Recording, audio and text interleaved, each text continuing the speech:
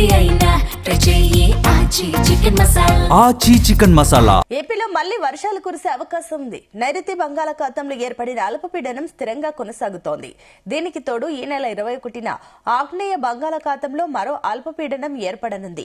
వీటి ప్రభావంతో ఈ నెల 21 నుంచి 3 రోజుల పాటు రాయలసీమలో వర్షాలు కురుస్తాయని వాతావరణ శాఖ తెలిపింది. 22వ తేదీ నుంచి 2 రోజుల పాటు నెల్లూరు, ప్రకాశం జిల్లాల్లో పడతాయని తెలిపింది.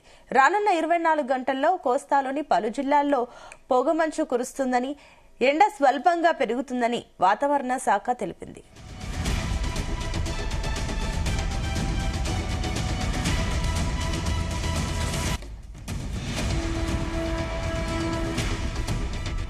ఇదే అంశానికి సంబంధించి మరిన్ని డీటెయిల్స్ మా కరెస్పాండెంట్ రామచంద్ర అందిస్తారు. Ramachandra, good morning.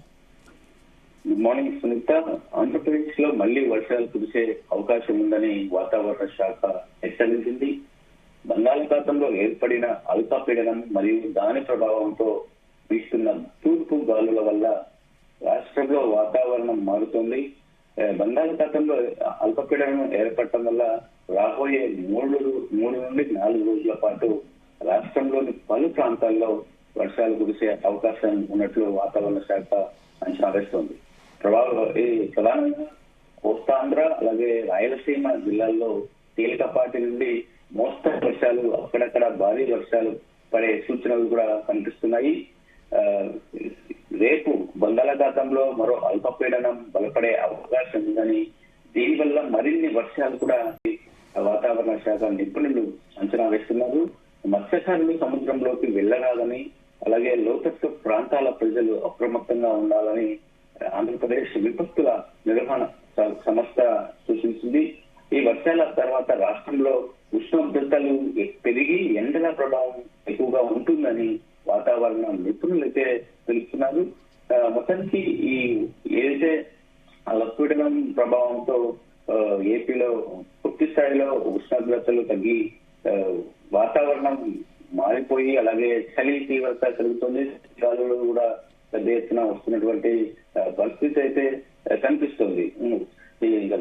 ఒకవేళ రేపు వచ్చే వర్షాలు ఎలా ఉంటాయి, అలాగే మోస్తరు వర్షాలు వస్తాయి అంటే భారీ వర్షాలు వస్తాయా అని కూడా ప్రభుత్వం అయితే ఆందోళన వ్యక్తం చేస్తుంది. ఏది వచ్చినా కూడా ప్రభుత్వం అయితే సిద్ధంగా ఉంది. ఎన్డీఆర్ఎఫ్ కావచ్చు, ఎస్డీఆర్ఎఫ్ పథకాలను కూడా ఎక్కడికక్కడ మోహరిస్తాం. ఎక్కడైతే ఈ వర్షాల ప్రభావం ఎక్కువగా ఉంటుందో అక్కడ అధికారులకు, జిల్లా కలెక్టర్లకు కూడా ఇప్పటికే అలర్ట్ చేసినటువంటి పరిస్థితి కూడా కనిపిస్తోంది.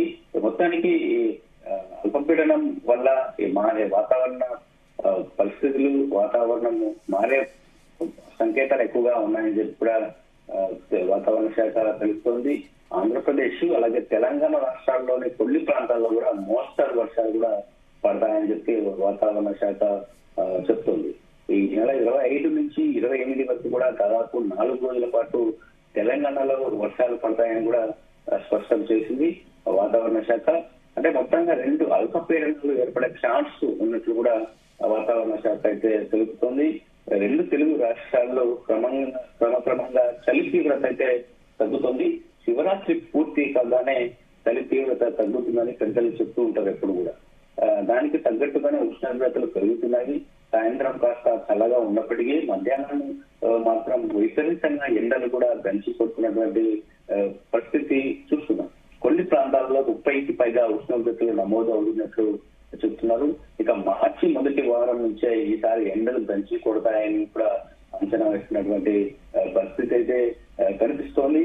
మొత్తానికి ఈ 3 రోజులు వర్షాలు, ఆ తర్వాత ఎండ తీవ్రత ఎక్కువగా ఉండే అవకాశాలు అయితే ఎక్కువగా కనిపిస్తున్నాయని చెప్పి కూడా మనం చెప్పుకోవచ్చు. మొత్తానికి ఇటువైపు ఏదైతే ఈ వాతావరణ మార్పులు కావచ్చు, ఇవన్నీ కూడా రేపు ఎండలు ఉష్ణోగ్రతలు పెంచే విధంగానే ఎక్కువగా ఉంటాయని చెప్పి కూడా చెప్పుకోవచ్చు. చలికాలం ముగుస్తూ ఎండాకాలం వచ్చే సమయంలో ఉన్నాం మనం ప్రస్తుతం.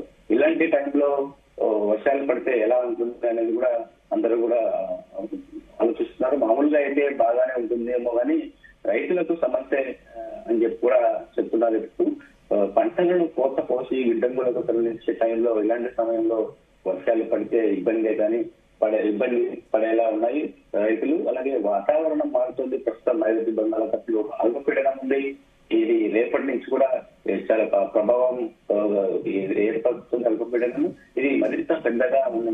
కూడా చెప్తున్నటువంటి పరిస్థితి అయితే కనిపిస్తుంది. మొత్తానికి ప్రస్తుతం భూమధ్య రేఖ దగ్గర వాతావరణం చాలా యాక్టివ్ గా ఉంది.